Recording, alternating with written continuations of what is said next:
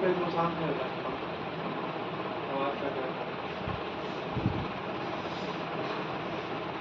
नमस्कार, मैं हूं डॉक्टर पार्थ और आज हम लेकर के फिर से आए हैं भक्ति काल। और भक्ति काल के आज जिस टॉपिक से हम जुड़ेंगे वो है भक्ति काल के प्रसिद्ध कवि और भक्ति काल के ऐसे कवि जिन्होंने संस्कृत से हिंदी रूपांतरण करके ग्रंथों का, उपनिषदों का, पुराणों का एक आम वर्ग को उससे जोड़ा। और जब एक आम वर्ग उससे जुड़ा तो निम्न जाति, उच्च जाति, ये सारी जातियां कहीं न कहीं समाप्त होने के कगार पर चली गई और एक ऐसे भूखंड का विकास होना प्रारंभ हुआ जहां एक निम्न जाति का मोची एक उच्च जाति की महिला को या एक महारानी को उपदेश देता है और वो महारानी उपदेश लेने के लिए अपने परिवार से विवाद तक कर देती है। तो ये प्रभाव था भक्ति काल का और भक्ति काल इस तरह से उसने भारत में पूरा वर्चस्व अपना बनाया, जात पात हटाया, एक तरह से महिलाओं का उत्थान किया। दूसरा कि सबसे जो इम्पोर्टेंट था वो ये कि उसने पूरे भूभाग को जोड़ दिया। भारतीय पूरे जो उपमहाद्वीप है इसके पूरे भूभागों को कहीं न कहीं एक दूसरे से कनेक्ट किया, सब एक दूसरे से जुड़े और सब ने भगवान को किसी न किसी रूप में याद करने का अपना अपना माध्यम चुना और सब उसी माध्यम में भगवान को याद करते रहे। तो आइए इस भक्ति काल को आगे बढ़ाते हैं, लेकिन उससे पहले हम एक बार भक्ति काल को देख लें। जैसा कि आप जानते हैं भक्ति काल का 7वां वीडियो है ना। हाँ, ये भक्ति काल का 7वां वीडियो है। इससे पहले हमने भक्ति काल पे 6 वीडियो अपलोड कर दिया है। ये भक्ति काल का 7वां वीडियो है। तो आइए शुरू करते हैं भक्ति काल। भक्ति काल का आंदोलन का स्वरूप, जो भक्ति काल है उसे 2 भागों में क्या कर दिया जाता है, बांटा जाता है। भक्ति काल का 2 भाग जो है, एक उत्तर भारत में भक्ति काल और एक दक्षिण भारत में भक्ति काल। ठीक, उत्तर भारत में भक्ति काल का मतलब कि नर्मदा के उत्तर में जो भक्ति हुई वो पूरी उत्तर भारत की भक्ति काल हुआ और एक नर्मदा के नीचे जो भक्ति फैली भगवान को प्राप्त करने का माध्यम, वो दक्षिण भारत का भक्ति काल के रूप में जाना जाता है। जो उत्तर काल का भक्ति काल था, उत्तर काल के भक्ति काल को भी 2 भागों में बांटा गया। कौन कौन सा, एक सगुण शाखा और दूसरा निर्गुण शाखा। ठीक, सगुण शाखा जो थी, सगुण शाखा को भी 2 भागों में बांटा गया। सगुण शाखा किसे कहते हैं, तो सगुण शाखा एक ऐसा माध्यम जिसमें भगवान के एक रूप में हम विश्वास करते हैं, जिसमें हम ये विश्वास करते हैं कि भगवान जन्म लेते हैं पृथ्वी पर, मानवीय लीलाएं करते हैं भगवान का रंग ऐसा है, रूप ऐसा है, भगवान इतने गोरे हैं, इतने काले हैं, भगवान एक अस्त्र धारण करते हैं, इस प्रकार से वो व्यवहार करते हैं, वो बात करते हैं। ये सारी बातें जो कवि मानते हैं, जो लेखक मानते हैं या जो संत मानते हैं, वो सब के सब कहीं न कहीं सगुण शाखा में क्या करते हैं, विश्वास करते हैं। सगुण शाखा को 2 भागों में बांटा गया है। एक जो है वो राम भक्ति शाखा और दूसरा जो कृष्ण भक्ति शाखा। राम भक्ति शाखा का अर्थ क्या है कि जो राम में विश्वास करते हैं, राम की मर्यादा में विश्वास करते हैं, वो राम भक्ति शाखा के अंतर्गत आते हैं। कृष्ण भक्ति शाखा जो कृष्ण में विश्वास करते हैं, कृष्ण की लीलाओं में विश्वास करते हैं, वो कृष्ण भक्ति शाखा के अंतर्गत आते हैं। राम भक्ति शाखा के अंतर्गत आने वाले जो प्रमुख कवि हैं उनमें रामानंद हैं और तुलसीदास हैं। ये राम भक्ति कवि के अंतर्गत आते हैं। कृष्ण भक्ति शाखा के अंतर्गत जो कवि आते हैं उनमें मीरा हैं और सूर हैं। ये मुख्यतः कृष्ण भक्ति शाखा के अंतर्गत आते हैं। ठीक, दूसरा है निर्गुण शाखा। उत्तर भारत में भक्ति काल का जो अगला शाखा है कौन सा है, निर्गुण शाखा। निर्गुण शाखा को भी क्या करते हैं, 2 भागों में बांटते हैं। एक ज्ञान मार्गी शाखा, दूसरी प्रेम मार्गी शाखा। ज्ञान मार्गी का तात्पर्य है कि भगवान को प्राप्त करने के लिए जब आप ज्ञान का प्रयोग करते हैं, यानी आपके पास ज्ञान है तभी आपसे भगवान मिल सकते हैं।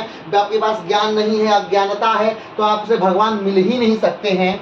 जब आपको पता ही नहीं है कि आपको कहाँ से भगवान मिलेंगे, किस रूप में भगवान मिलेंगे, क्या आप करेंगे तो आपको भगवान मिलेंगे, किस प्रकार से को कार्य करेंगे तो आपको भगवान मिलेंगे, तो भगवान कैसे आपको मिल सकते हैं। तो ज्ञान मार्गी जो कवि हो क्या कहते हैं कि ज्ञान अर्जित करिए। क्या करिए? ज्ञान अर्जित करिए। क्यों? ताकि आपको भगवान मिल सके, आप भगवान को प्राप्त कर सके, इसलिए आपको ज्ञान अर्जित करना है। ठीक है। दूसरे जो कवि हैं वो कहते हैं प्रेम मार्गी कवि, कहते हैं कि नहीं ज्ञान नहीं, भगवान के पास तो बहुत सारा ज्ञान है। हमें एक तालाब के पास जब हम जाते हैं तो हमें पानी भर के नहीं लेके जाना है, हमें क्या लेके जाना है? हमें प्रेम लेके जाना है। भगवान को प्राप्त करने के लिए हमें ज्ञान की आवश्यकता एकदम नहीं है, हमें मात्र प्रेम की आवश्यकता है। हम सिर्फ प्रेम अपना बरसाइए, प्रेम दिखाइए, भगवान के प्रति समर्पित रहिए, भगवान आपको क्या हो जाएंगे? मिल जाएंगे। ये प्रेम मार्गियों की बातें हैं।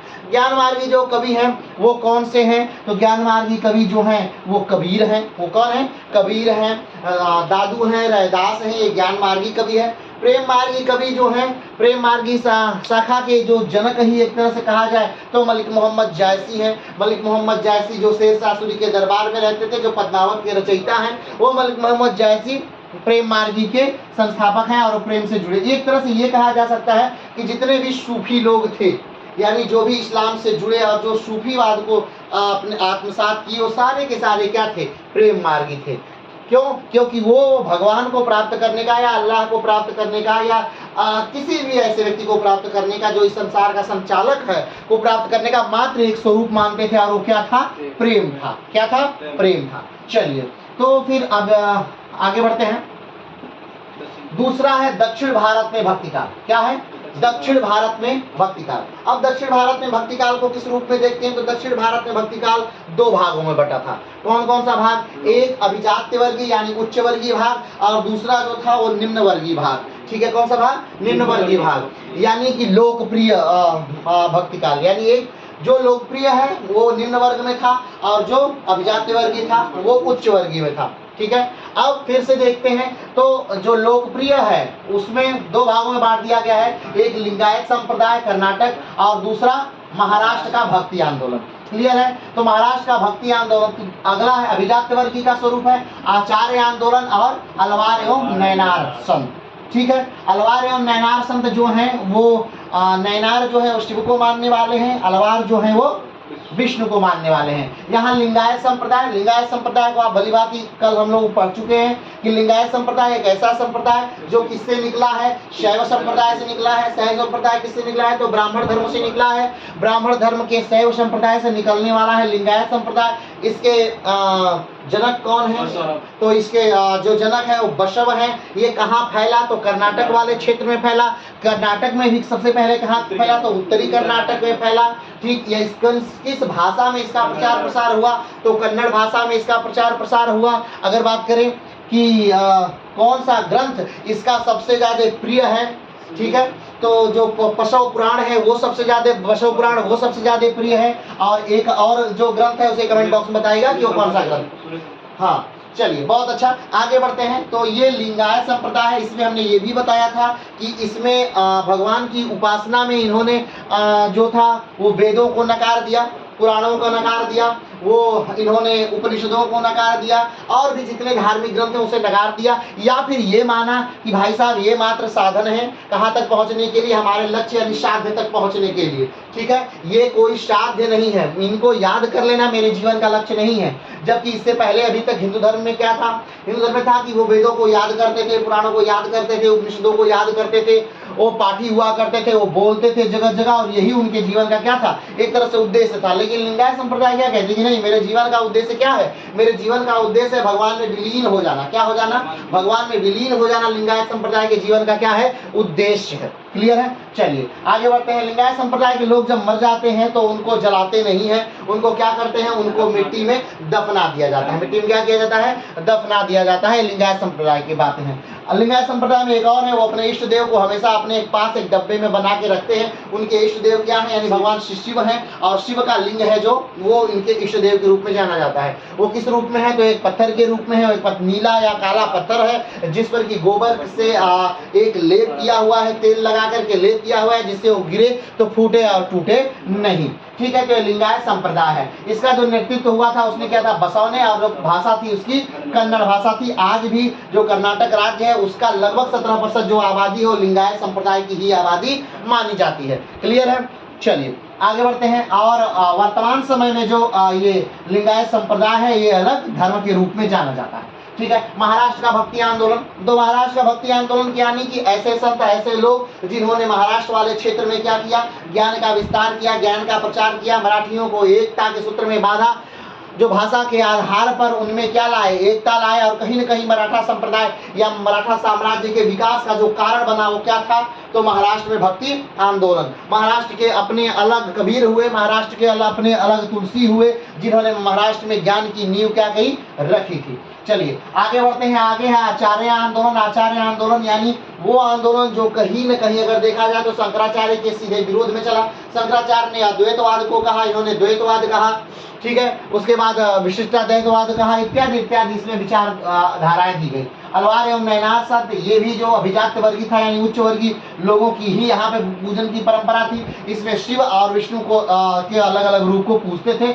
तो अभी हम लोग जो पढ़ना है वो कौन सा पढ़ना है, आचार्य आंदोलन पढ़ना है, और दूसरा क्या पढ़ना है, अलवार एवं नयनार संतों को। ये दो टॉपिक अभी हम लोगों ने छोड़ा है, ये दो टॉपिक हमने पढ़ना है।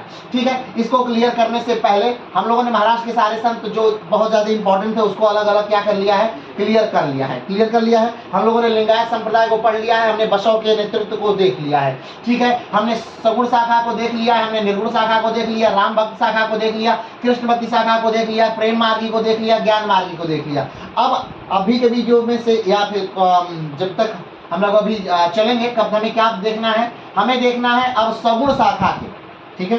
जो सगुण शाखा में जो कबीर है उनके बारे में, और सगुण शाखा में भी जो राम भक्त कबीर है उनके बारे में हमें क्या करना है, पढ़ना है। तो आज से हम लोग क्या शुरू कर रहे हैं, सगुण शाखा के, राम भक्त शाखा के कुछ जो इंपॉर्टेंट कवि थे उनको हम लोग क्या करेंगे, शुरू करेंगे। ठीक है। कोई दिक्कत है? चलिए आगे बढ़ते हैं।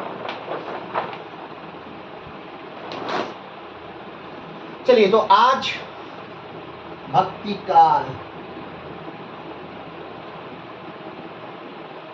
भाग 7 6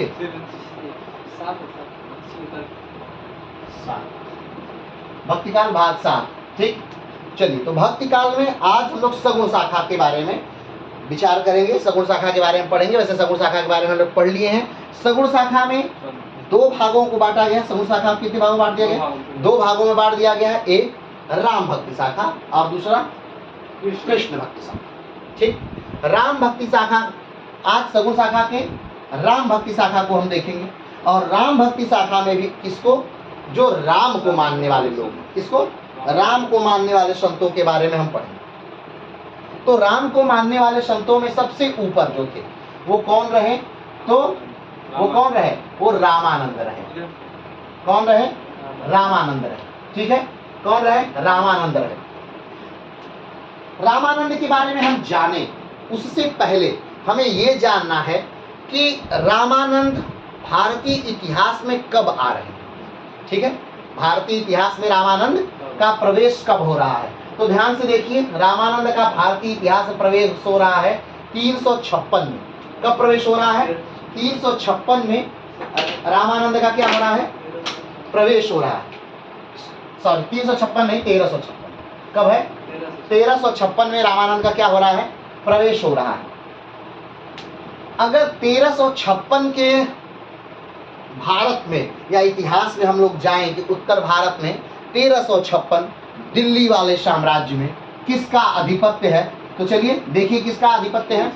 तो एक समय ऐसा था कि 1206 में, कब, 1206 में स्थापित होता है गुलाम वंश। कौन सा वंश, गुलाम वंश। ठीक है। और गुलाम वंश 1206 से लेकर कब तक चलता है, 1290 तक चलता है। ठीक। उसके बाद गुलाम वंश के बाद आता है कौन सा, खिलजी वंश। 1290 से कब से तक, 1320 तक कौन सा चला, खिलजी वंश। कौन चला, खिलजी वंश। 1206 से लेकर 1290 तक गुलाम वंश, 1290 से लेकर के 1320 तक खिलजी वंश। ठीक। उसके बाद आता है 1320 से लेकर के 1414 तक कौन सा वंश चलता है? तुगलक वंश। कौन सा चल रहा है? तुगलक।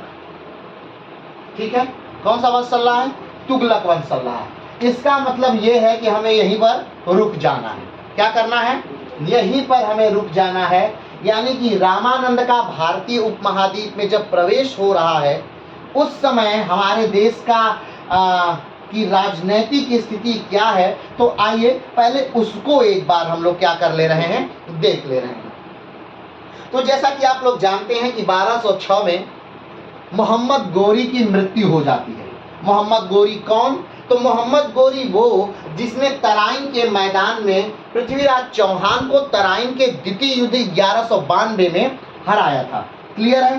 ठीक। ये उत्तर भारत के दिल्ली वाले क्षेत्र के, पूरे उत्तर भारत के नहीं कहा जा सकता, लेकिन दिल्ली वाला क्षेत्र, हरियाणा वाला क्षेत्र और जो आगरा वाला क्षेत्र है, सब पूरा क्षेत्र मिलाकर इनका साम्राज्य था। और भारत के अच्छे राजाओं में क्या इनकी गिनती होती है।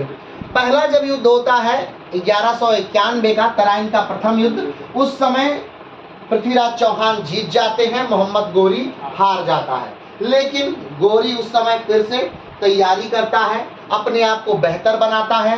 गोरी ये जानता है कि राजपूतों से डायरेक्ट कम से कम लड़ना है, क्योंकि राजपूत जब लड़ते हैं तो मतलब वो क्षति को डरते नहीं है, इसलिए दूर से ही इनको ज्यादा क्या करना है, क्षति पहुंचाना है, बिना इनसे आसपास सामने सामने लड़े। चलिए, दूसरा युद्ध होता है गोरी का पृथ्वीराज चौहान से, और उसमें पृथ्वीराज चौहान मार दिए जाते हैं और गोरी क्या होता है, जीत जाता है। किसी किसी ग्रंथों में जैसे पृथ्वीराज रासों में लिखा है कि नहीं, ऐसा नहीं है। चंद्रराय ने लिखा कि नहीं, पृथ्वीराज चौहान को लेकर के जाता है और वहां अंधा करता है, फिर पृथ्वीराज चौहान गोरी को मार देते हैं। लेकिन ये आप जानते हैं कि ये उतना ये सत्य नहीं माना जाता है। माना जाता है कि नहीं, पृथ्वीराज चौहान उसी तराइन के द्वितीय युद्ध में मार दिए गए थे। चलिए, अब उस गोरी की मृत्यु हो जाती है कब? 1206 में। 1206 में गोरी की मृत्यु होती है और 1206 में गोरी के जितने सेना नायक थे अलग अलग जगह पर, जिनका नाम चाहे कुबाचा हो, चाहे यालदूज हो और चाहे एबक हो, ये तीनों जो हैं ये अपने अपने साम्राज्य की क्या रख लेते हैं, नींव रख लेते हैं। ठीक है, उस समय दिल्ली में जिस सेनापति की पोस्टिंग थी वो कौन था? तो ऐबक था, यानी कुतुबुद्दीन ऐबक। क्लियर है? कुतुबुद्दीन ऐबक ने भारत वाले क्षेत्र पर, या उस समय वो लाहौर राजधानी हुआ करती थी, लाहौर वाले क्षेत्र पर क्या रख लेता है, अपना साम्राज्य की स्थापना कर लेता है। ठीक है, अब 1206 में यानी गुलाम वंश की स्थापना हो गई भारत में, और गुलाम वंश ठीक ठाक काफी लंबा चलता है। इसमें कई बेहतरीन राजा भी आते हैं, इल्तुतमिश जैसे राजा आते हैं, इसमें बलवन जैसे राजा आते हैं, और एक लंबा कार्यकाल यानी 1206 से लेकर 1290 तक ये क्या करता है, चलता है। क्लियर है? 1290 में ठीक ये साम्राज्य क्या, यानी ये वंश जो है वो क्या हो जाता है, ढह जाता है, और एक नया वंश शुरू होता है जिसका नाम है क्या, खिलजी वंश।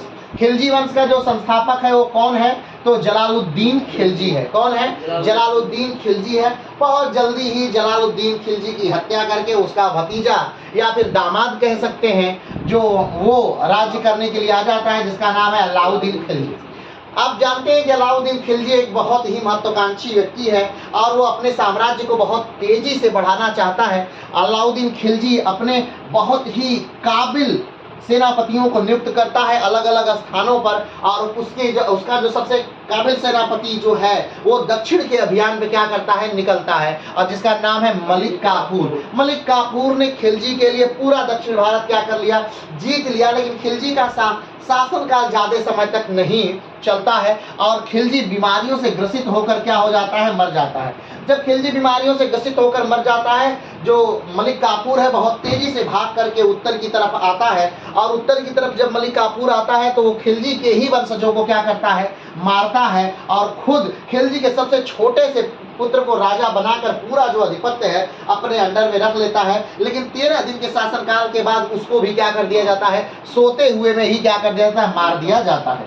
अब खिलजी जिस तेजी से वो उठे थे उसी तेजी से खिलजियों का क्या हो गया, पतन हो गया।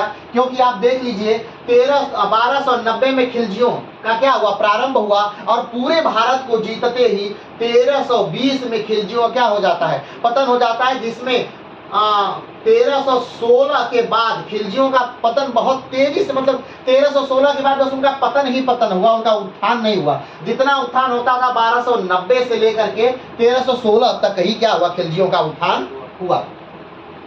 ठीक, तो इस प्रकार से खिलजी वंश का क्या हो जाता है, समापन हो जाता है और फिर एक नए वंश का क्या हो जाता है, नींव डली जाती है। नया वंश का जो नायक है उसका नाम है, यानी कि इसके बाद जो नया वंश आता है वो तुगलक वंश है। और तुगलक वंश की स्थापना कौन करता है, तो गयासुद्दीन तुगलक करता है। और कब करता है, तो 1320 में करता है। ठीक, गयासुद्दीन, अब देखिए उस समय का इतिहास काफी एक दूसरे से जुड़ा हुआ है। जैसे गयासुद्दीन तुगलक जब है तो उसी समय खुसरो है। कौन है, खुसरो उसी समय है। आपको याद होगा कि खुसरो अलाउद्दीन खिलजी के समय भी है, ठीक है, वो खुसरो कहीं ना कहीं बलबन के समय भी है, तो वो खुसरो उस समय है। और उसी समय दिल्ली में एक संत है, कौन है, क्या नाम है, निजामुद्दीन औलिया। तो ध्यान दीजिए, एक समय में खुसरो है, एक समय में गयासुद्दीन तुगलक है, एक समय में निजामुद्दीन औलिया है और उसी समय में MBT यानी मोहम्मद बिन तुगलक है। यानी एक समय में ये सारे हस्तियां एक ही समय में है। ये आपको क्या होना चाहिए, क्लियर होना चाहिए, ताकि इससे इतिहास के का कनेक्शन जो है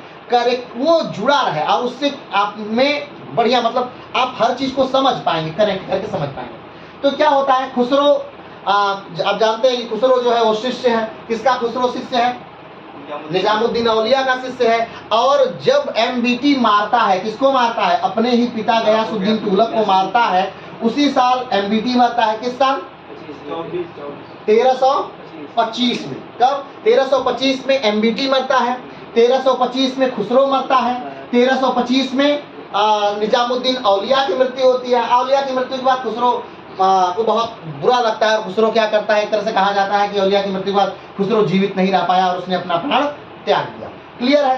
तो अब मोहम्मद बिन तुगलक की जब मृत्यु हो जाती है, सॉरी गयासुद्दीन तुगलक की जब मृत्यु हो जाती है या हत्या कर दी जाती है, तब उसका पुत्र कौन, मोहम्मद बिन तुगलक गद्दी पर बैठता है।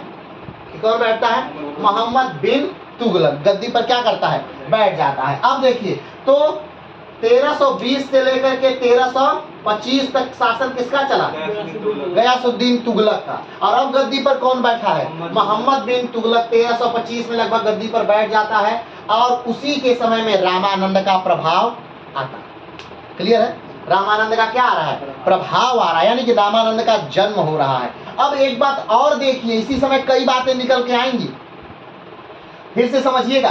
अब कैसे जन्म हो रहा है, यानी कि भक्ति काल अपने जोरों पर है इस समय। क्या आप ये मत समझिएगा कि भक्ति काल नहीं है, क्योंकि भक्ति काल का प्रारंभ कब से हो चुका है, 7वीं शताब्दी से हो चुका है।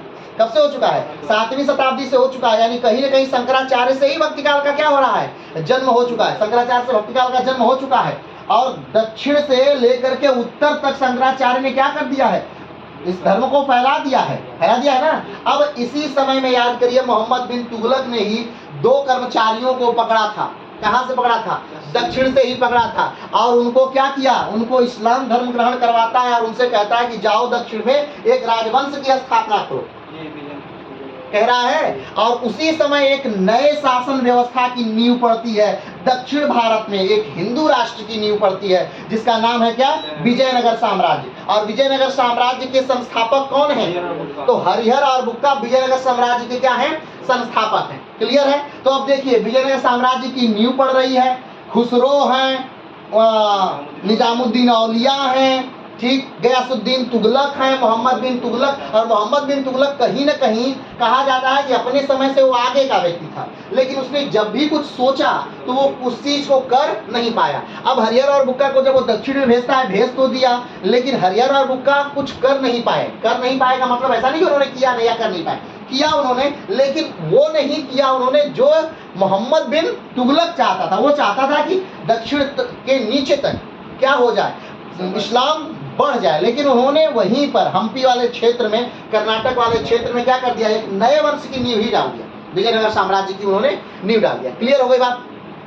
चलिए, और उसी समय ये घटना कब की है, 1300 विजयनगर साम्राज्य की नींव कब पड़ती है, 1336 में। 1336 से विजयनगर साम्राज्य की नींव पड़ जाती है। और ध्यान दीजिएगा, 1347 में एक और साम्राज्य की नींव पड़ जाती है, कौन सा? बहमनी साम्राज्य। यानी दक्षिण में विजयनगर और उसके जस्ट ऊपर विजयनगर और बहमनी का जो बॉर्डर क्षेत्र था वो एक नदी थी, कृष्णा नदी। तो कृष्णा के नीचे कौन सा राज्य? विजयनगर, और कृष्णा से ऊपर कौन सा राज्य? बहमनी। सिर्फ यही नहीं, जो जौनपुर वाला क्षेत्र था उसमें भी नए राजवंश की क्या हो जाती है? स्थापना हो जाती है। तो देखिए मोहम्मद बिन जितना भी जो क्षेत्र, सरकी वंश का जो जितना क्षेत्र बनाया था, किसने? अलाउद्दीन खिलजी ने। किसने बनाया था? अलाउद्दीन खिलजी ने। वो मोहम्मद बिन तुगलक के शासन काल में क्या हो रहा है? छिटपुट टूट रहा है। क्या हो रहा है? टूट रहा है। यानी कि लोगों का प्रभुत्व दूसरे हिसाब से बढ़ रहा है। ठीक है, बहमनी आ गया, विजयनगर आ गया, सरकी वंश आ गया।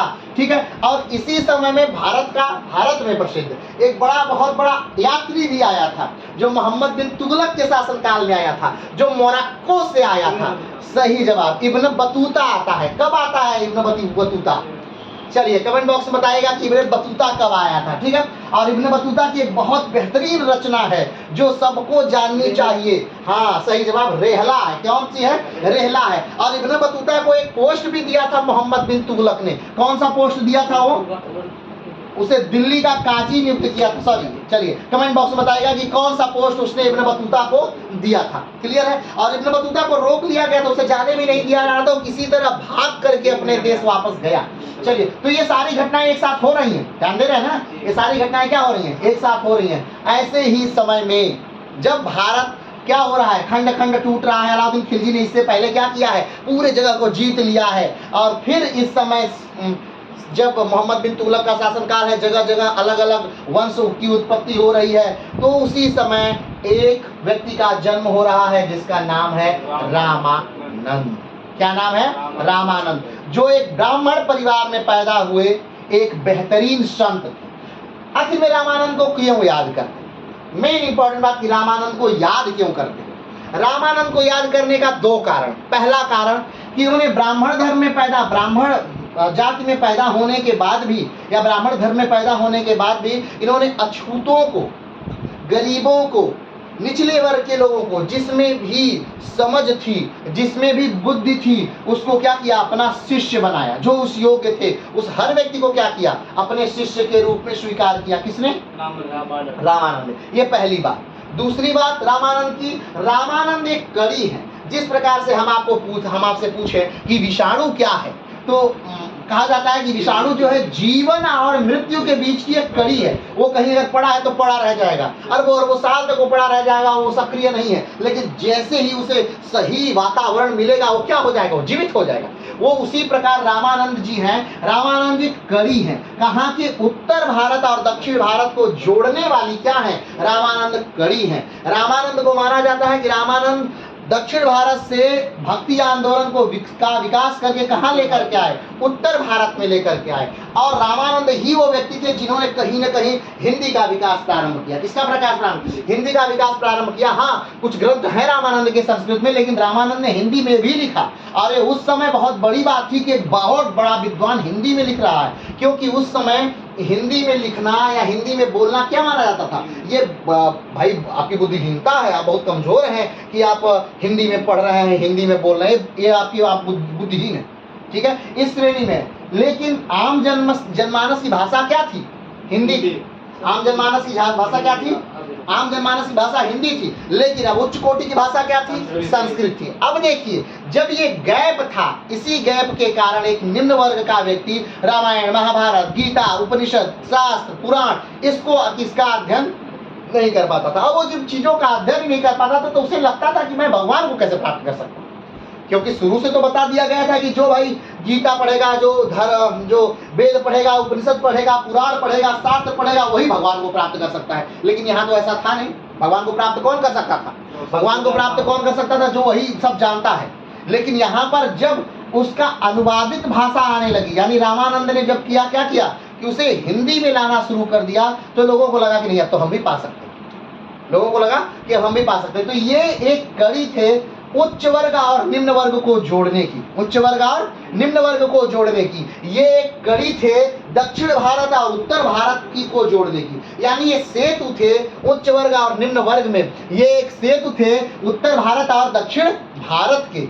बात समझ रहे हैं? चलिए आगे बढ़ते। तो जन्म कब हो रहा है? 1356 में हो रहा है। 1356 में जन्म यानी तुगलक वंश। तुगलक वंश में यानी मोहम्मद बिन तुगलक का शासनकाल, यानी उस समय तक क्या क्या हो चुका है, ध्यान दीजिए। तो हो चुका है विजयनगर साम्राज्य का जन्म हो चुका है, इब्न बतूता आ चुका है, यानी कि विजयनगर शासन का जन्म हो चुका है, इब्न बतूता आ चुका है, बहमनी साम्राज्य का जन्म हो चुका है, खुसरो की मृत्यु हो चुकी है, गैसुद्दीन तुगलक है उनकी मृत्यु हो चुकी है, निजामुद्दीन औलिया की क्या हो चुकी है? मृत्यु हो चुकी है। अब देखिए निजामुद्दीन औलिया किस शाखा से हैं?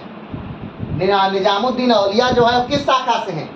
तो निजामुद्दीन औलिया जो हैं वो निराकार ब्रह्म को पूजते हैं। किसको पूजते हैं? निराकार ब्रह्म को। और निराकार ब्रह्म किस शाखा के अंतर्गत है? निर्गुण शाखा के अंतर्गत आता है। और निर्गुण शाखा के किस शाखा के अंतर्गत आता है? प्रेम मार्गी शाखा के। क्यों? क्योंकि निजामुद्दीन औलिया सूफी हैं। निजामुद्दीन औलिया कौन है? एक सूफी संत है। और वो सूफी संत है तो किसके अंतर्गत आएंगे?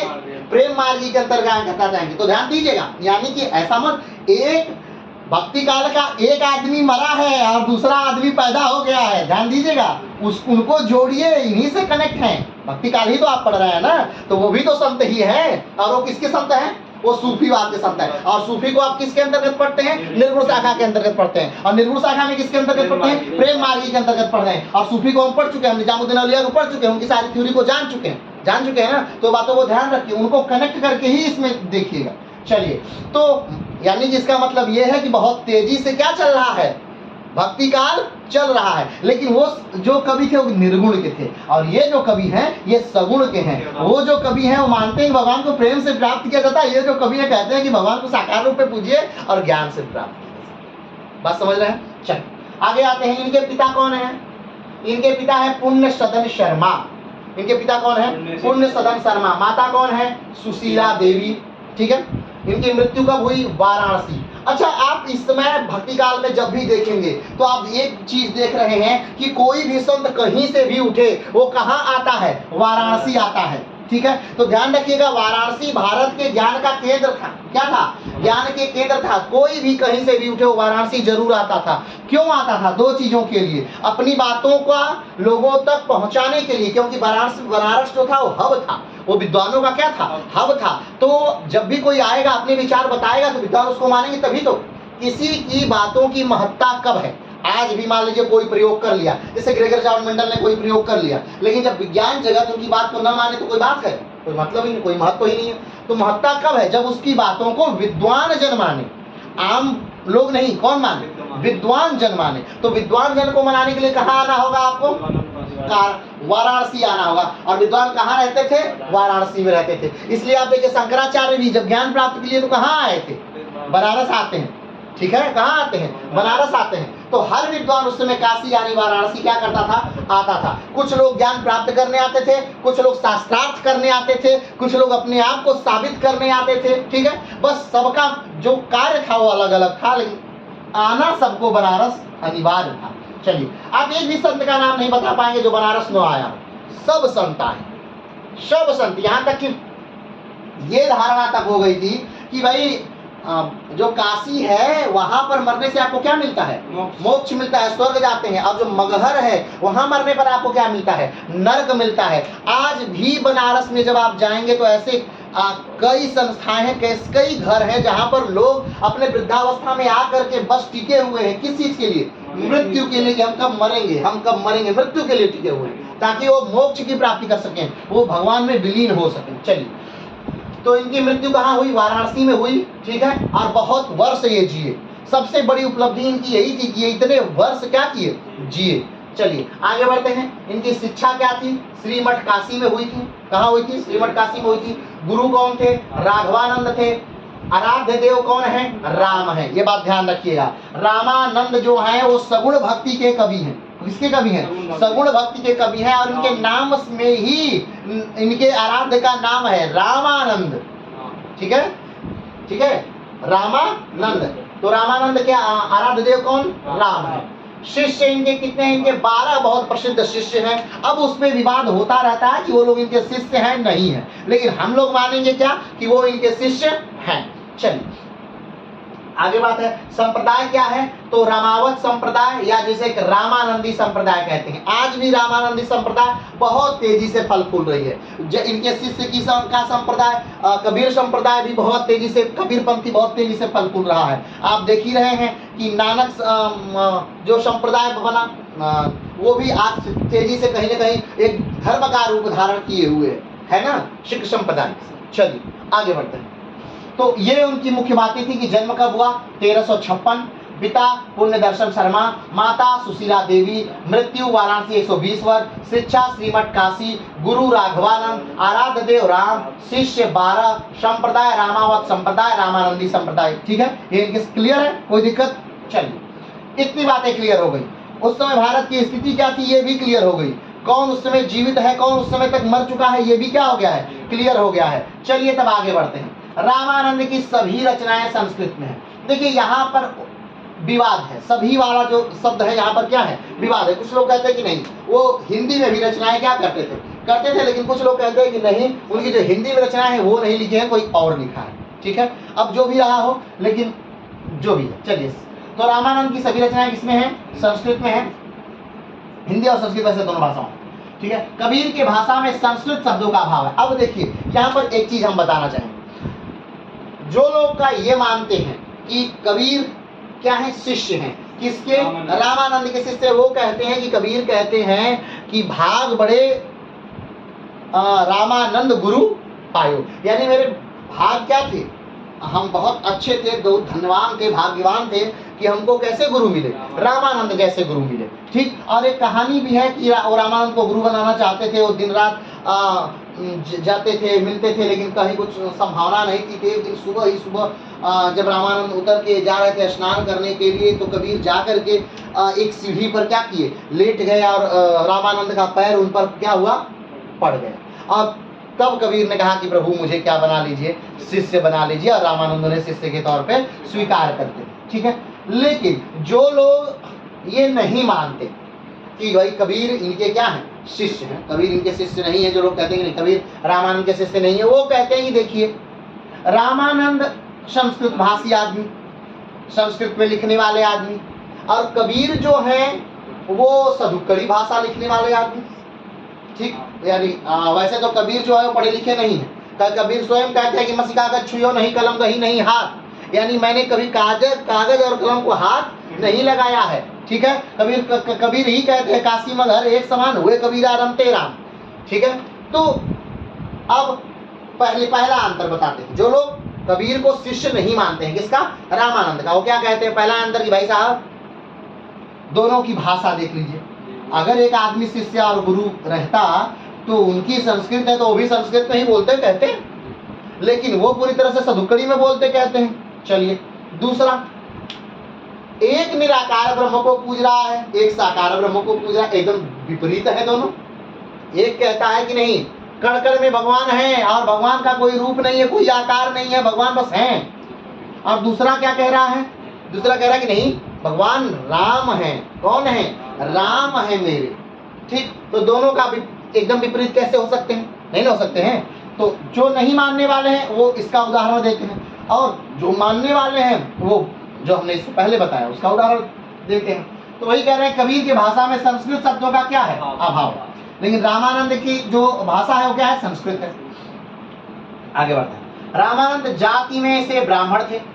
रामानंद क्या है, जाति से क्या है, ब्राह्मण है। अब देखिए ब्राह्मण, जैसे कि आप जब प्राचीन कथाएं सुने होंगे तो आप सुने होंगे कि जब कर्ण के पिता उसको ले करके जाते हैं द्रोणाचार्य के पास और कहते हैं कि भाई मेरे बच्चे को शिक्षा दे दीजिए, तो द्रोणाचार्य कहते हैं कि नहीं मैं सिर्फ राजपुत्रों को ही शिक्षा देता हूँ, इसको नहीं दूंगा। हाँ, इसका नाम कर्ण रख देता हूँ। कर्ण का नाम किसने रखा था, द्रोणाचार्य नहीं रखा था। कर्ण का नाम कर्ण का नाम तो राधेय था। तो कर्ण बहुत क्रोध में कहता है कि नहीं अच्छा तब एक बात बताइए, जब आप सिर्फ राजपुत्रों को शिक्षा देते हैं तो अश्वत्थामा किसका पुत्र, अश्वत्थामा तो ब्राह्मण पुत्र है, तो उसको आप शिक्षा क्यों दे रहे जब राजपुत्रों को ही बस देते हैं। तो फिर कोई जवाब नहीं था, और कहे कि नहीं मेरा नाम बदलने की आवश्यकता नहीं है, मुझे मैं राधेय ही ठीक हूँ। ठीक है, चलिए तो रामानंद जाति से क्या है, ब्राह्मण है, लेकिन फिर भी ब्राह्मण होकर इन्होंने निम्न जाति के लोगों को क्या दी, शिक्षा दी। ये कहीं ना कहीं भक्ति काल का ही क्या था, प्रभाव था। चलिए आगे बढ़ते हैं। रामानंद का बचपन का नाम रामदत्त था। क्या नाम था? रामदत्त। रामानंद के बचपन का नाम रामदत्त है। रामानंद ने वैष्णव वैरागी संप्रदाय की स्थापना की, जो रामानंद संप्रदाय के नाम से भी क्या हुई? प्रसिद्ध हुई।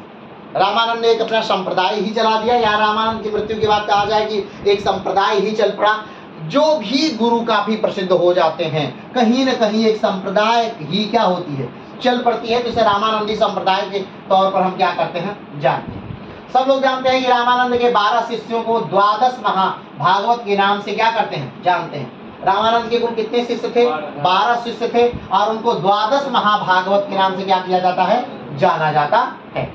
चलिए आगे बढ़ते हैं। रामानंदी संप्रदाय सगुण उपासक है और विशिष्ट दैत सिद्धांत को मानते हैं। ठीक है, रामानंदी संप्रदाय क्या है? सगुण उपासक है, यानी भगवान के किसी एक रूप में विश्वास करने वाला है, यानी राम के रूप में विश्वास करने वाला है। कौन? रामानंद राम के एक रूप में विश्वास करने वाला है। विशिष्टाद्वैतवाद सिद्धांत क्या है? तो इसे हम जब आचार्य परंपरा पर हम जब पढ़ेंगे, तो आचार्य परंपरा में हम विशिष्टाद्वैतवाद, द्वैतवाद, इन सारी चीजों को, अद्वैतवाद, इन सारी चीजों को बारी बारी हम पढ़ेंगे। थोड़ा सा इनको विस्तार से जानेंगे तो अच्छा। आगे बढ़ते हैं। एक शब्द में अभी मत जानिए, क्या विस्तार से हम लोग पढ़ेंगे। चलिए आगे बढ़ते हैं। रामानंद ऐसे महान संत थे जिनकी छाया तले सगुण और निर्गुण दोनों तरह के संत उपासक विश्राम पाते थे। अब देखिए क्या कह रहा है? सगुण और निर्गुण, यानी कि रामानंद एक ऐसे गुरु हैं जिनके अंडर में ऐसे भी लोग शिष्य हैं जो कि सगुण को मानते हैं, यानी रूप को मानते हैं, यानी राम को मानते हैं या कृष्ण को मानते हैं। और निर्गुण यानी ऐसे भी लोग हैं जो कि भगवान के किसी रूप में विश्वास नहीं करते। निर्गुण शाखा जैसे कबीर, वो निर्गुण भगवान में विश्वास करते हैं, बिना रूप का भगवान में विश्वास करते हैं। तो दोनों लोगों के गुरु हैं, यानी दोनों लोगों ने इनसे क्या की? शिक्षा पाई है। चलिए आगे बढ़ते हैं। बेशक यूं तो रामानंदी संप्रदाय की शाखाएं और उप शाखाएं देश भर में फैली हैं, लेकिन अयोध्या, चित्रकूट, नासिक, हरिद्वार में इस संप्रदाय के सैकड़ों मठ मंदिर हैं। ठीक है, क्या कहते हैं? रामानंदी संप्रदाय के लोग ज्यादातर कहाँ हैं? तो अयोध्या में है, उत्तर प्रदेश में। चित्रकूट जो उत्तर प्रदेश मध्य प्रदेश का बॉर्डर है लगभग, वहां पर। हरिद्वार, हरिद्वार जानते हैं उत्तराखंड, जहां पर गंगा धरातल पे उतरती है। नासिक, नासिक यानी महाराष्ट्र, नासिक यानी महाराष्ट्र, त्र्यंबकेश्वर वाली धरती। चित्रकूट, चित्रकूट यानी चित्रकूट जहां पर भगवान क्या कहा जाए? चित्रकूट यानी कि उत्तर प्रदेश वाला क्षेत्र ही, लेकिन कौन सा भाग? जहां पर तुलसी क्या करते हैं? राम से मिलते हैं पहली बार। चित्रकूट के घाट पर भई संतन की भीड़ और तुलसीदास चंदन हिसे तिलक देत रघुवीर। ठीक, तो ये वो वाला क्षेत्र है। तो यहाँ पर कौन कौन सा? अयोध्या, चित्रकूट, नासिक, हरिद्वार में इस संप्रदाय के सैकड़ों मठ और मंदिर क्या होते हैं? मिलते हैं। किसके मठ और मंदिर? रामानंदी संप्रदाय के। रामानंदी संप्रदाय कौन चलाया है? रामानंद चलाए। क्लियर है? रामानंद किसके उपासक हैं? राम के उपासक हैं। रामानंद किस धारा के कवि हैं? तो सगुण भक्ति धारा के कवि। किसके कवि हैं? सगुण भक्ति धारा के कवि। रामानंद के शिष्य किसकी पूजा करते हैं? तो सगुण और निर्गुण दोनों में विश्वास करने वाले लोग रामानंदी संप्रदाय के अंतर्गत आते हैं, या रामानंद से कहीं न कहीं शिक्षा प्राप्त की है। आगे बढ़ते हैं। काशी के पंचांग घाट पर, पंचगंगा घाट पर, काशी के पंचगंगा घाट पर अवस्थित श्रीमठ दुनिया भर में फैले रामानंदियों का मूल गुरु स्थान है। कौन सा स्थान है? उत्तर प्रदेश का में हमने कहा कि एक ऐसा स्थान बनारस जो विद्वानों का क्या हुआ करता था? शुरू से ही गढ़ हुआ करता था। विद्वानों का गढ़ कौन सा स्थान? काशी। किसी को अपने धर्म को साबित करना है, अपने संप्रदाय को साबित करना है, अपनी विद्वता को साबित करना है, आपको काशी आना है। आपको ज्ञान चाहिए, आपको काशी आना है। आपको अपनी बातों तक, बुद्धजन तक पहुंचाना है, आपको काशी आना है। ठीक है, यानी कि शिक्षा की राजधानी के तौर पर क्या किया जाता है? काशी जाना जाता है। इसे कहा भी गया है कि मधुर मनोहर अतीव सुंदर ये सर्व विद्या की राजधानी। आज भी भारत की शिक्षा की राजधानी के तौर पर कौन सा जाना जाता है? वाराणसी या काशी ही जाना जाता है। तो वाराणसी या काशी का क्षेत्र जहां पर रामानंद रहते थे, वो जो क्षेत्र है पंचगंगा घाट, ठीक है, अवस्थित श्रीमठ दुनिया, जो श्रीमठ है, पंचगंगा घाट एक घाट है गंगा किनारे, वहां अवस्थित जो श्रीमठ है वो आज भी रामानंदियों संप्रदाय का एक जो सबसे प्रमुख स्थल है उसमें से एक है। कौन सा? श्रीमठ। कौन सा?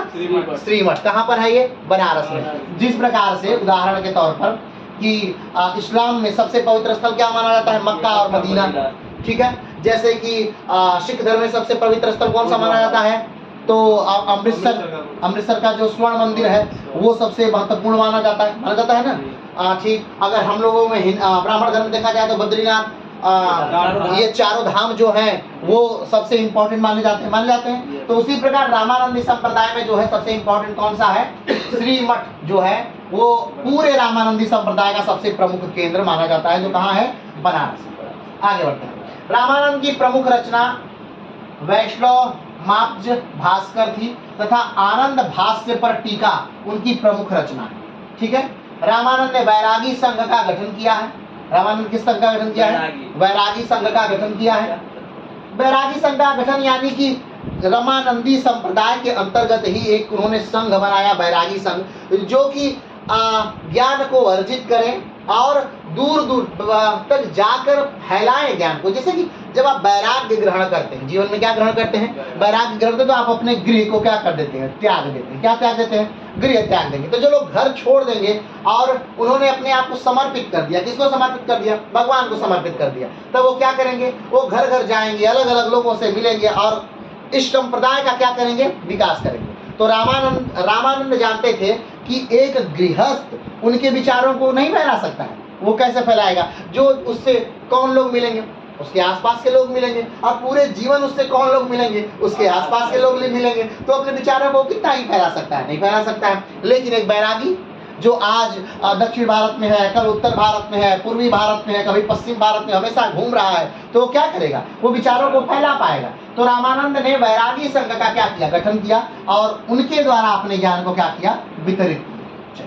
आगे बढ़ते हैं। ये पहले ऐसे संत थे जिन्होंने हिंदी में अपना उपदेश दिया। हमने पहले ही कहा कि जो रामानंद हैं उन्होंने मूल चीज को जाना। ये देखिए, वे पहले संत हैं हिंदी में अपना उपदेश देना, यानी कि आज उसी प्रकार है जिस प्रकार से आप किसी ऑफिस में जाकर अपनी मातृभाषा में बोल दें।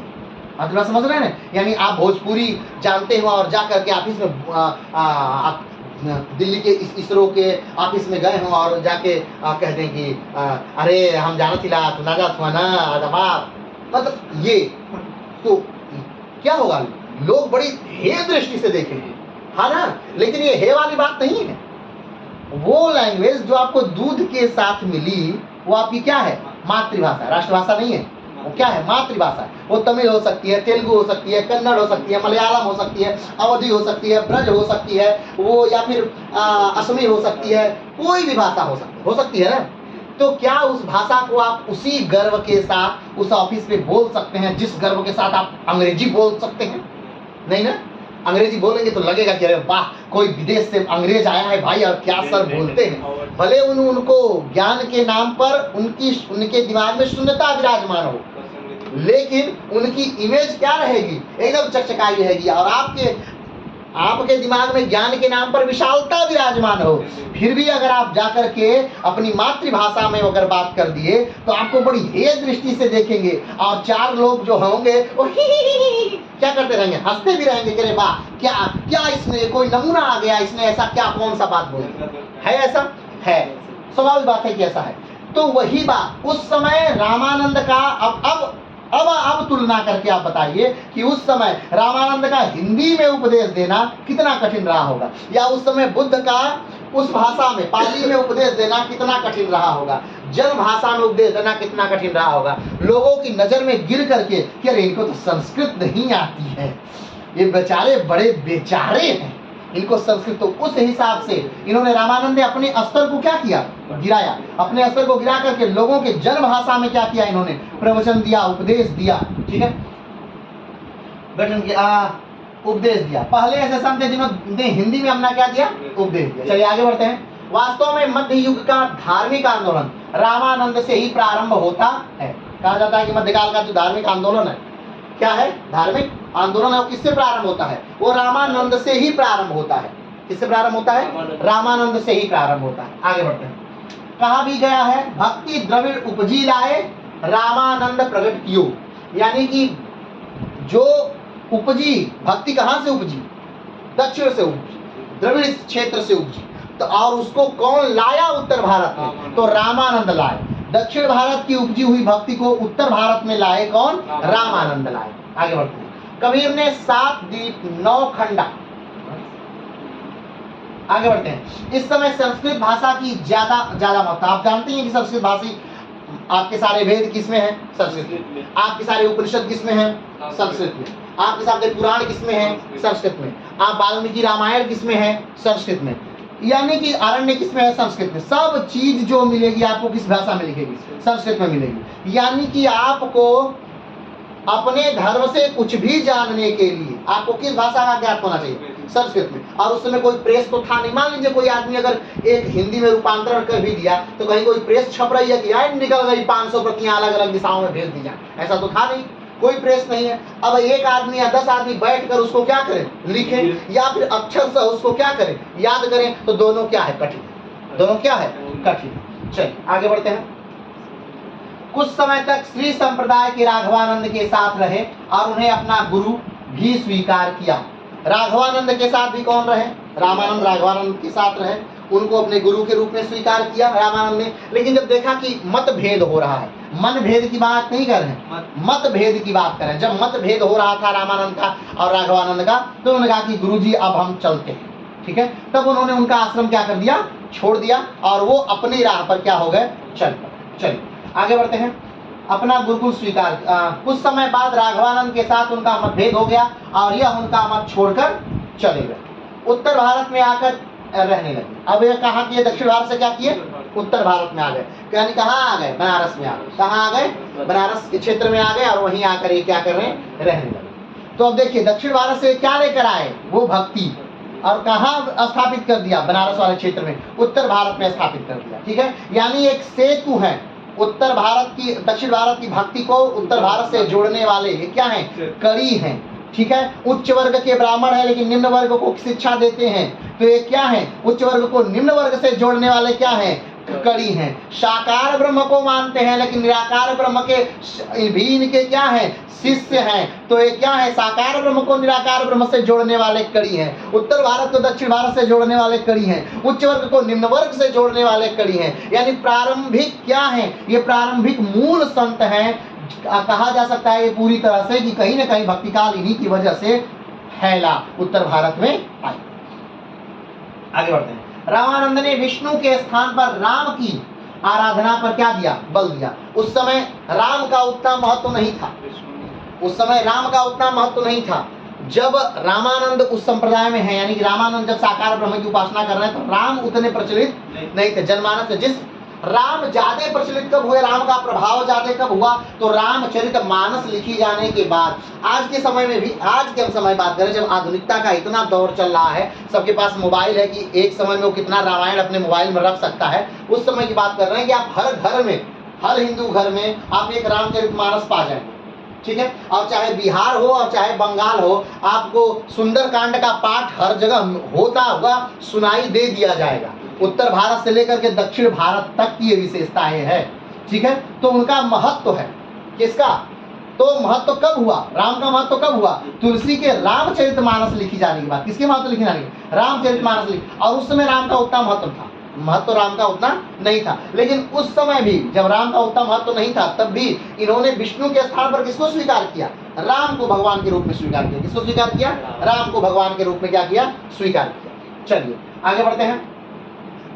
इन्होंने जाति के स्थान पर मानव की एकता पर बल दिया। इन्होंने क्या कहा? इन्होंने जात पात को महत्व नहीं दिया। आप देख ही रहे हैं कि इनके जो शिष्य है वो कौन है? निम्न वर्ग के भी हैं, उच्च वर्ग के भी हैं। तो इन्होंने जात पात को एकदम महत्व नहीं दिया। किस चीज पे इन्होंने महत्व दिया? एकता पर। कि आप मानव हैं तो मिल के रहिए, जुड़ कर रहिए, ऊंच नीच का भेद नहीं, अमीर गरीब का भेद नहीं। एक सेठ साहूकार है वो भी आश्रम में आके रह रहे हैं और एक मोची है वो भी आश्रम में रह रहा है। ये देखिए, ये मेल था, ये भक्ति काल का प्रभाव था। चलिए आगे बढ़ते हैं। रामानंद कहा करते थे कि कोई व्यक्ति किसी व्यक्ति से उसका धर्म, संप्रदाय एवं जाति न पूछे। अब देखिए ये कितनी बड़ी बात है कि कोई क्या न पूछे? धर्म न पूछे, संप्रदाय न पूछे, जाति न पूछे। भाई तुम व्यक्ति हो, एक क्या हो? मानव हो, मानव बन के रहो, उसके ज्ञान की परीक्षा लो, ज्ञान देखो उसमें कितना है, बोलता कितना बढ़िया है, अपने ज्ञान को व्याख्यान्वित किस प्रकार से करता है। जात पूछ के तुम क्या कहना चाहते हो? अगर तुम्हें स्वीकार हो तो यहाँ रहो, नहीं स्वीकार हो तो जाओ, लेकिन किसी से किसी का जाति न पूछो, धर्म न पूछो, और उसके आधार पर उससे को सम्मान या ना सम्मान न दो। जैसे उदाहरण के तौर पे आप कहीं जाते हैं, ठीक है, तो पहला कुछ चीजें प्रश्न आपसे पूछे जाते हैं। पहला क्या करते हैं, पहला क्या करते हैं, तो क्या करते हैं उनका पूछने का ये आशय नहीं है कि उनको जानना है और उस पर शोध करना चाहते हैं या कोई रिसर्च पेपर लिखना चाहते हैं, ऐसा कोई उद्देश्य नहीं। उनका उद्देश्य है कि आपको सम्मान कितना देना है, अपने पॉकेट से निकाल करके सम्मान कितना देना है। आपने कहा कि टीचर है, अच्छा अच्छा अच्छा, वेरी गुड। अगर आपने कह दिया कि हम SDM, अरे कुर्सी मंगाओ, अच्छी कुर्सी मंगाओ, पानी वानी लीजिए, पीजिए पीजिए। आपने कह दिया कि हम MP हैं, तो उसके बाद तो पूछिए नहीं, आप देवता हैं। लेकिन अगर मैं कह दिया कि अरे सर कुछ नहीं कर रहे हैं, बेरोजगार, फिर देखिए हाँ बताओ बताओ कोई काम था, माने कि अपने जेब से वो आपको सम्मान कितना निकाल के देंगे ये पूछना। बात समझ रहे हैं? अगर आपने ये कह दिया, वो तो चलिए ये समाज धीरे धीरे इतना उन्नत हो गया कि मुझे नहीं लगता कि एक SDM से या एक IAS से उसकी वो जात पूछेंगे, नहीं पूछेंगे। लेकिन अगर आप बेरोजगार वाला आए हैं या मास्टर साहब वाले पे आए हैं, तो आपसे अगला जो प्रश्न पूछेंगे वो है कि किस जाति के, या फिर कहेंगे अगर नहीं, अगर सभ्य होंगे, अगर वो सभ्य होंगे तब कहेंगे कि पूरा नाम बताइए तो जरा, ठीक है। अब पूरा नाम बताएंगे तो अगर उसमें जाति गलती से आपने तब भी नहीं जोड़ा, पूरा नाम बता दिया, तो कहेंगे कि अरे मास्टर साहब आप समझे नहीं, किस बिरादरी के हैं, बिरादरी बताइए ना, तब वो जानना चाहेंगे।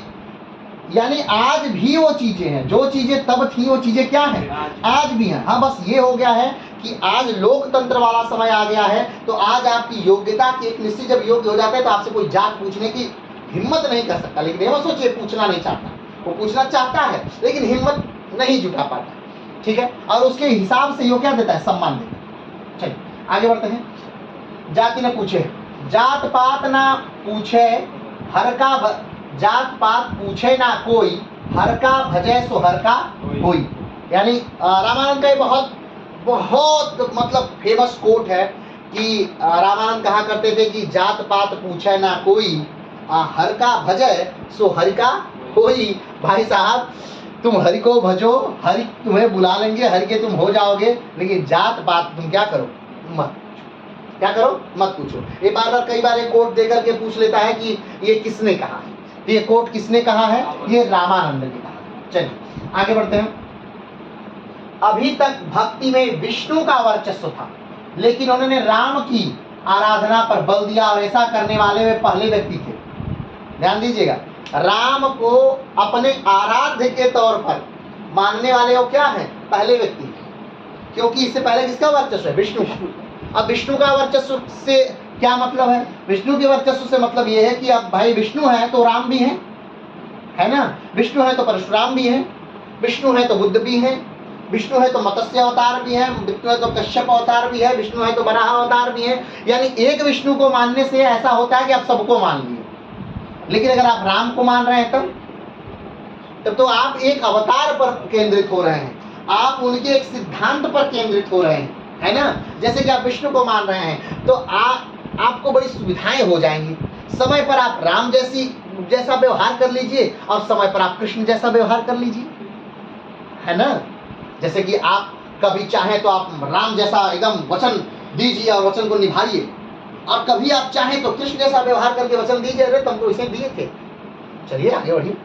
तो दोनों में आप क्या कर सकते हैं, मान सकते हैं, इसमें बहुत सारी छूट है। लेकिन जब आप एक सिंगल व्यक्ति को मानते हैं तो आप उनके सिद्धांतों वचनों से बंध जाते हैं, आप उनके कार्यों से, उनके कर्तव्यों से क्या होते हैं, बंध जाते हैं। तो राम को एक व्यक्ति के तौर पर अपना आराध्य मानने वाला, आराध्य मतलब समझ रहे हैं ना, यानी जिसको हम मानते हैं, जो मेरा भगवान है। जैसे कि हर व्यक्ति किसी न किसी एक भगवान को अपना इष्ट देव मानता है, हे प्रभु आराध्य देव, एक आदमी को मानता है, किसी मानता है, आप लोग भी मानते होंगे किसी न किसी। तो उसी प्रकार राम को क्या करते हैं, ये अपना आराध्य मानने वाले पहले व्यक्ति हैं। कौन, रामानंद। राम को आराध्य मानने वाले क्या हैं, पहले व्यक्ति। चलिए आगे बढ़ते हैं। रामानंद ने चारों वर्गों को भक्ति मार्ग का उपदेश दिया। चारों वर्गों आने मानी, यानी कि जब से ब्राह्मण धर्म शुरू हुआ तो 4 वर्गों में बटा हुआ था। कौन कौन से, ब्राह्मण, क्षत्रिय, वैश्य और शूद्र। कहा जाता है कि ब्राह्मण जो है वो कहाँ से निकले हैं, वो ब्रह्मा के मुख से निकले हैं। क्षत्रिय जो है वो कहाँ निकले हैं? क्षत्रिय ब्रह्मा के भुजाओं से निकले हैं। वैश्य जो है वो कहाँ से निकले हैं? वो ब्रह्मा के जंघे से निकले हैं। और शूद्र जो है वो कहाँ से निकले हैं? ब्रह्मा के पैरों से निकले हैं। तो अब सोचिए, अब कोई एक व्यक्ति क्या ब्रह्मा के अलग अलग स्थानों से निकले हुए सारे लोगों को एक साथ बैठा के शिक्षा देगा? नहीं देगा। भाई मुख से निकले हो, हाँ तुम ही श्रेष्ठ हो, तुम इधर आओ, तुम इधर आओ, तुम इधर आओ। तुम पैर से निकले हो, तुम उधर जाओ, तुम उधर जाओ।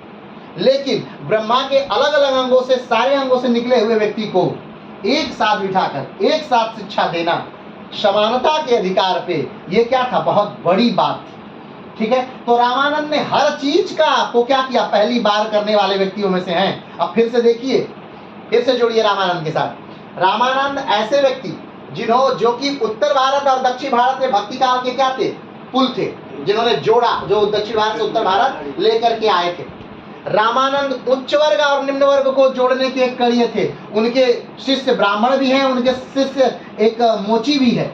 ठीक, जो रामानंद है वो उच्च वर्ग और निम्न वर्ग को क्या है? जोड़ने के माध्यम है। रामानंद यहाँ पर आप देख रहे हैं क्या कर रहे हैं? सारे धर्मों को बिठा करके, सारे संप्रदायों को बिठा करके एक साथ क्या दे रहे हैं? शिक्षा दे रहे हैं।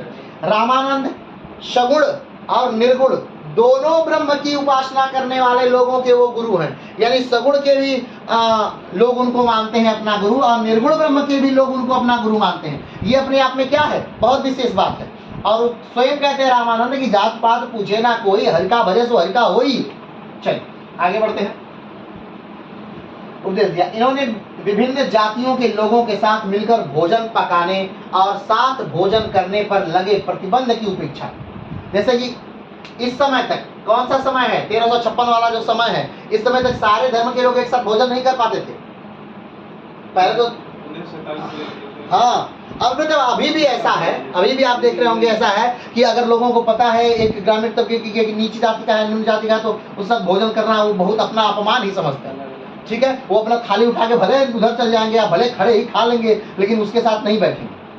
ठीक है, तो ये क्या कहते हैं? रामानंद कहते हैं कि नहीं, अलग अलग नहीं करें, सबका भोजन एक साथ होना चाहिए और मानव में कोई भेद नहीं है ही नहीं। क्या कहते हैं? कि मानव में कोई भेद नहीं।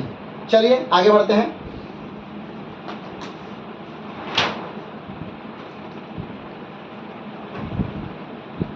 हाँ, आगे बढ़ते हैं। रामानंद के 12 शिष्य, रामानंद के प्रमुख 12 शिष्य हमने बात की कि उनके 12 शिष्य रहे जो बहुत फेमस हुए। उनके 12 शिष्य क्या है? बहुत प्रसिद्धि प्राप्त की। लेकिन हम फिर एक बात बता दें कि अलग अलग विद्वान मानते हैं कि ये 12 शिष्य उनके हैं, और कुछ विद्वान ऐसे भी हैं जो मानते हैं कि नहीं, ये लोग उनके शिष्य नहीं है। कारण क्या है? रामानंद की उदारता। अब सोचिए, इस बात से रामानंद कितने महान हो जाते हैं कि उनके छाव में, उनके छाया में ऐसे लोग भी हैं जो कि सदुक्कड़ी बोलते हैं, ऐसे लोग भी हैं जो निराकार ब्रह्म को मानते हैं, ऐसे लोग भी हैं जो साकार ब्रह्म को मानते हैं।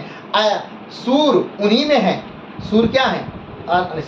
क्या ना, रैदास उन्हीं के निराकार ब्रह्म वाले हैं। लेकिन देखिए, रैदास की जो शिष्या है मीरा, वो क्या है? साकार ब्रह्म को मानती है। ये देखिए मतलब क्या गजब का है। मतलब रामानंद स्वयं क्या मानते हैं? रामानंद साकार ब्रह्म को मानते हैं, राम को मानते हैं। ठीक है, अब रामानंद के शिष्य कौन? रामानंद के शिष्य रैदास। रैदास किसको मानते हैं? निराकार को मानते हैं भाई। और रैदास की शिष्या कौन? मीरा। और मीरा किसको मानती है? साकार को मानती है। तो फिर यहाँ क्या कहेंगे? क्या आप कहेंगे कि रैदास की शिष्या नहीं थी मीरा?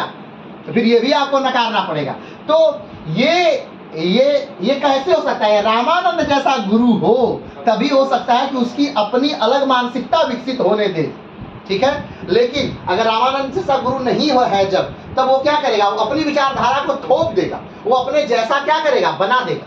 इसीलिए एक बात हम हमेशा कहते हैं कि आप क्या करिए, अपनी जब भी कोई आप न्यूज़ सुनिए, जब भी कोई चीज़ आप सुनिए, तो उस पर क्या करिए? अपने व्यू क्या करिए? अपने व्यू प्रकट करिए। वो चीज़ हुआ है, नहीं हुआ है, अच्छा हुआ है तो इससे सरकार क्या फायदा है, इनसे इनको क्या फायदा है, नहीं हुआ है तो उससे उनको क्या फायदा है, उससे उनको क्या घाटा है। अपना व्यू, अपना ओपिनियन, भले वो आप किसी के सामने प्रकट करें या ना करें, लेकिन अपना व्यू होना चाहिए। दूसरों की चीज़ों को सुन करके बस रख लेना, ये गलत। चलिए आगे बढ़ते हैं। तो वो 12 शिष्य कौन कौन से हैं? तो अंतनंद है, सुखानंद है जो एक कसाई है, सरसुरानंद है, भावानंद है, नरहर्यानंद है, पीपा है, कबीर है, धन्ना है, रैदास है, पद्मावती स्त्री है, सुरसीर स्त्री है और सेना नाई है। कबीर जुल्हा है, धन्ना जाट किसान है, रैदास मोची है। क्लियर है? ये 12 क्या है? शिष्य है। हाँ, 12 शिष्यों में 6 क्या है? ब्राह्मण है। जो 6 हैं वो ब्राह्मण हैं और 4 निम्न जाति के और 2 स्त्रियां हैं। ठीक है?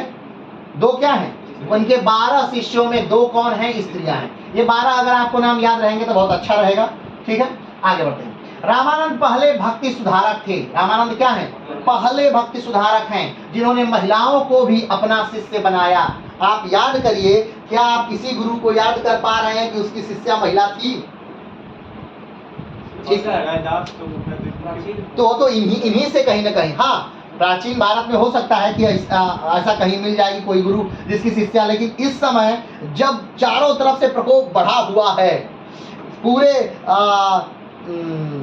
उपमहाद्वीप पर तुगलक वंश की छाया है, ठीक है, इस्लाम का प्रभाव है, ऐसे समय में स्त्रियों को क्या करना? शिक्षा देना, अपने स्थान गुरुकुल में उन्हें रखना, ये क्या है? बहुत बड़ी बात। क्या है? बहुत बड़ी बात। चलिए आगे बढ़ते हैं। जिसमें पद्मावती व सुरसीर भी रामानंद के उपदेश सिखों के आदि ग्रंथों से संकलित हैं। चलिए, जिसमें प्रमुख स्त्रियां कौन कौन सी हैं? सुरसरी और पद्मावती। कौन है? पद्मावती। तो ये जो आज का टॉपिक रहा, ये कौन रहे? रामानंद। वैसे रामानंद एक दिन में खत्म होने वाले टॉपिक नहीं कि एक दिन में रामानंद को खत्म कर दिया जाए। रामानंद एक सच में अपने आप में विशाल भंडार है। रामानंद के नाम से एक आधुनिक समय में भी एक बहुत प्रख्यात आदमी रहे, रामानंद सागर के नाम से जिन्हें जाना जाता है। और रामानंद सागर ने ही जो रामायण सीरियल बना था उसको बनाया था रामानंद सागर ने। तो आप जब भी देखिएगा पढ़िएगा तो रामानंद को पढ़िएगा, रामानंद सागर को मत पढ़िएगा, क्योंकि जब आप नेट पे डालेंगे तो रामानंद से पहले कौन आता है? रामानंद सागर आ जाते हैं। चलिए, तो आज के लिए रामानंद इतने ही। अगला जो टॉपिक हम लोग लेकर आएंगे वो तुलसी को लेकर आएंगे। और तुलसी भी क्या है? राम भक्ति शाखा के क्या है? कवि हैं, सगुण भक्ति शाखा के कवि हैं। तो चलिए, रामानंद के बाद हम तुलसी को देखते हैं। आज के लिए इतना ही, फिर मिलते हैं एक नए वीडियो के साथ, नए स्थान से। तब तक के नमस्कार, धन्यवाद, जय।